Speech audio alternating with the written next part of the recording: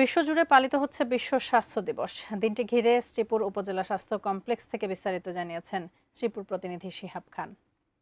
বিশ্বজুড়ে পালন করা হচ্ছে বিশ্ব স্বাস্থ্য দিবস। বিশ্ব স্বাস্থ্য দিবস ঘিরে গাজীপুরের শ্রীপুর উপজেলা স্বাস্থ্য কেন্দ্রে আয়োজন করা হয়েছে র্যালি এবং এক আলোচনা সভা।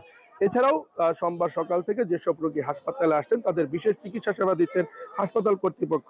সোমবার সকাল থেকেই হাসপাতালের আউটডোরে বিভিন্ন রোগীরা লম্বা লাইনে দাঁড়িয়ে নির্দিষ্ট কাউন্টারে টিকিটের মূল্য পরিশোধ করে চিকিৎসা সেবা নিচ্ছেন। এছাড়াও চিকিৎসা সেবা নেওয়া শেষে হাসপাতাল থেকে বিনামূল্যে ওষুধ সহ বিভিন্ন ধরনের প্যাথোলজি টেস্টের সুযোগ পাচ্ছেন। হাসপাতালে দালালদের দৌরাত্ম্য ও ওষুধ সংকটের কথা তারা জানিয়েছে।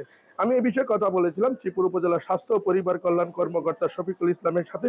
তিনি জানিয়েছেন কেন্দ্রীয়ভাবে চাহিদা মোতাবেক ওষুধ সরবরাহ না করার কারণে মাঝে মধ্যে ওষুধ সংকট দেখা দিলেও তা আবার সরবরাহ করলে প্রাপ্তি সাপেক্ষে সেই সংকট কেটে যায়। তবে হাসপাতালের দালাল দৌরাত্মের বিষয়ে তিনি বলেন যে একটি দালালদের নাম উল্লেখ করে একটি তালিকা কিন্তু আইন শৃঙ্খলা রক্ষাকারী বাহিনীর কাছে জমা দেওয়া হয়েছে। সেই মোতাবেক তারা হাসপাতালের দালাল নিরসন সহ হাসপাতালের যে সার্বিক কার্যক্রম স্বাভাবিক করতে তারা কাজ করে যাচ্ছে। এই ছিল শ্রীপুর উপজেলা স্বাস্থ্য কমপ্লেক্স থেকে বিশ্ব স্বাস্থ্য দিবসের সবশেষ খবর।